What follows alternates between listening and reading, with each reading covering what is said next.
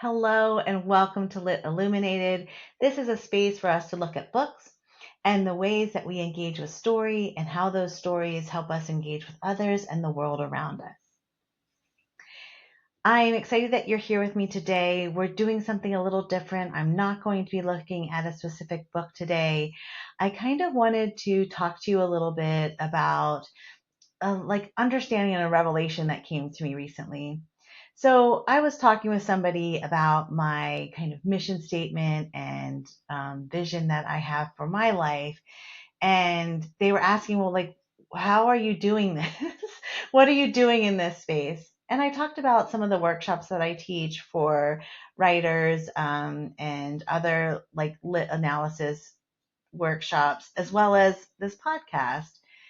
And I've shared my vision out before on social media and some other spaces, but I just thought I'd read it here now to kind of go into the explanation of why I said the things I said to the person that asked me. So every night I read from a 3x5 card of my little mission statement. So I'm just going to read it to you now. So create connections with individuals and small groups as a coach and teacher, opening up the space for us to grow, heal, share our stories, and inspire others while walking in grace, empathy, and kindness. And so I see this platform and this podcast as a space for me to come in and share stories, what I'm reading, how I'm reading them, what connections I'm seeing, and then sharing them with you to open up that space to talk about stories and how we connect to those. The question that came out though was about the healing and the growth and the learning, beyond the story investigation. How am I doing that in this space? And it made me just really think about what it means to do literary analysis, and what it means to study like a writer. So those are the two types of workshops that I lead. I will lead or teach, literary analysis, which is, you think of that more in the academic space, and that is what you probably experienced in middle school and high school. For me, that space, I enjoyed it, but I never felt like I really understood or if I was getting it right, because at the time my teachers were always like, there was only one interpretation, and no, you had it wrong. You need to kind of interpret it how I interpret it. It wasn't until I went into studying English literature in undergraduate work as well as graduate work that I was able to really explore it with my own lens and my own perspective, while using critical theory as the framework around that investigation, as you would in academia. And so that is taking a book, having that critical theory framework around it, reading the book, looking for the patterns, the connections, building the thesis or the argument that you're going to investigate, and then providing the proof essentially to say that how you came up with this.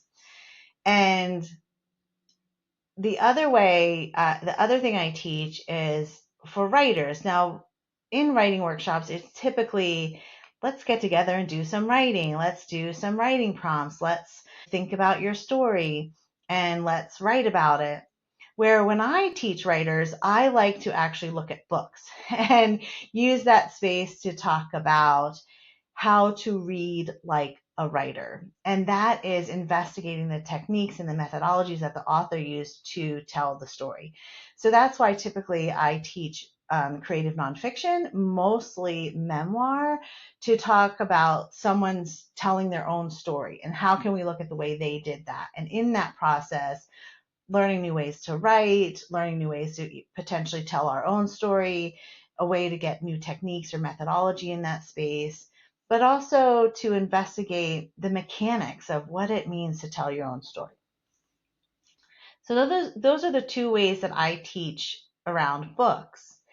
And I use this podcast as a way to sometimes do a mini version of that, or sometimes just talk about something that interests me and maybe not take you through that whole process of literary analysis, but maybe one little spoke of that.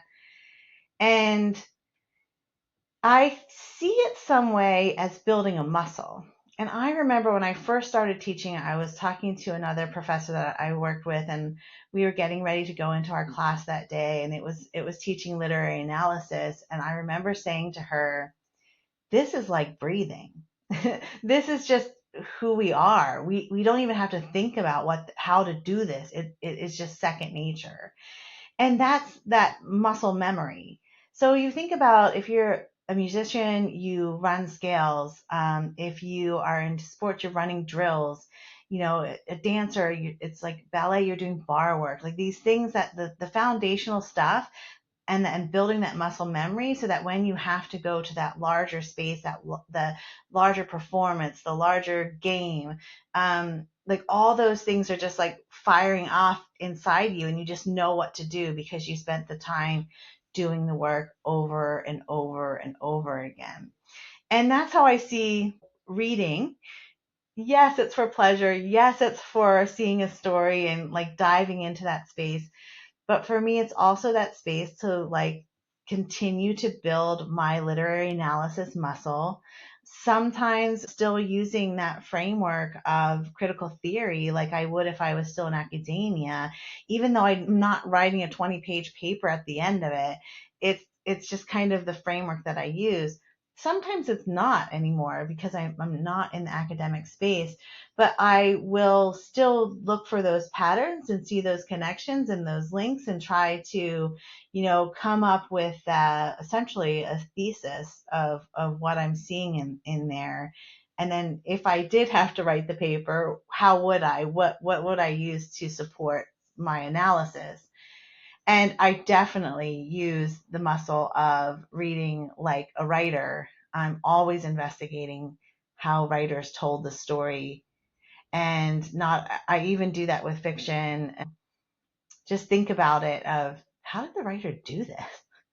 How did they get me to feel this way or think this way, or like just totally get so absorbed in the story? So whether it's fiction or not, I love always having that writer lens when I'm looking at a book.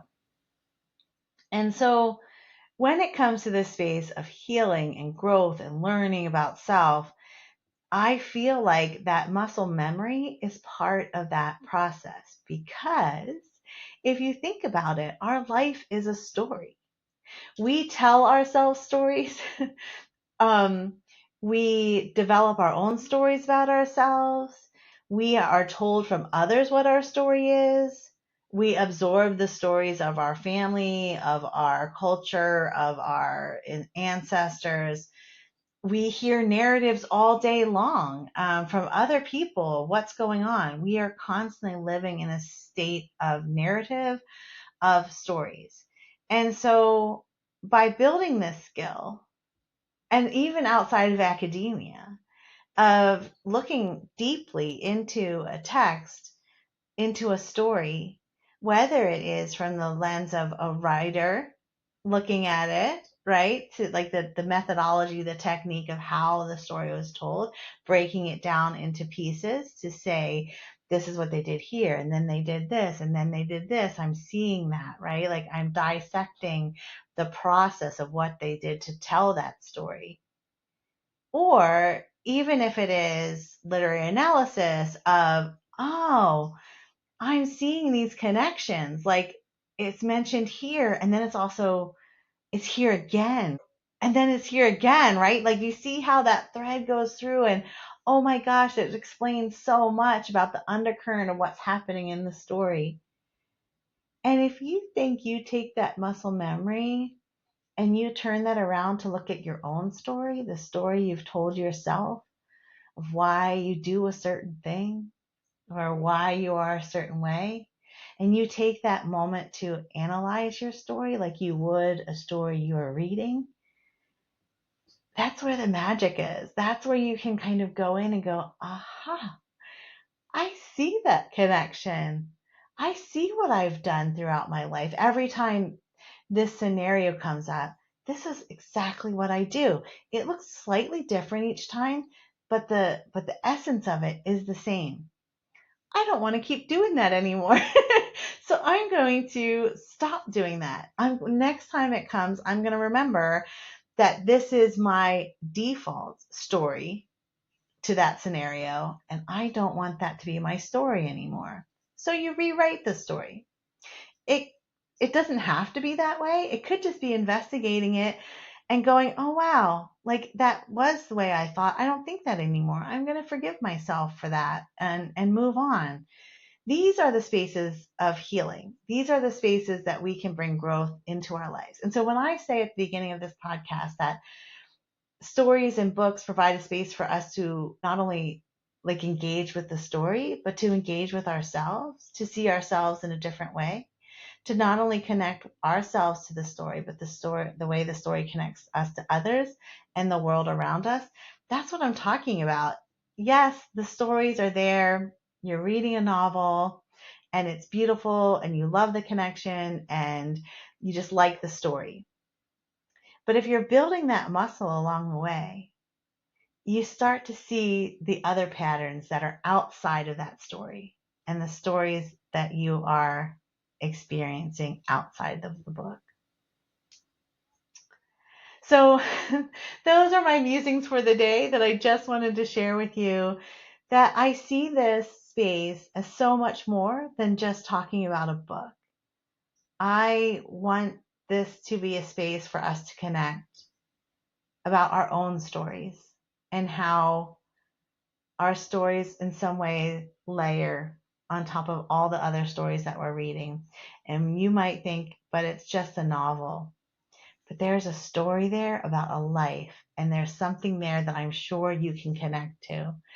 And that connection is the same way you can look at your own life. You can look at your story, find those connections, find those patterns, find that way to see the magic of who you are within your own story. So thank you for joining me today on this. I'm sorry we didn't look at a book, but one will be coming soon. I hope you have a great day.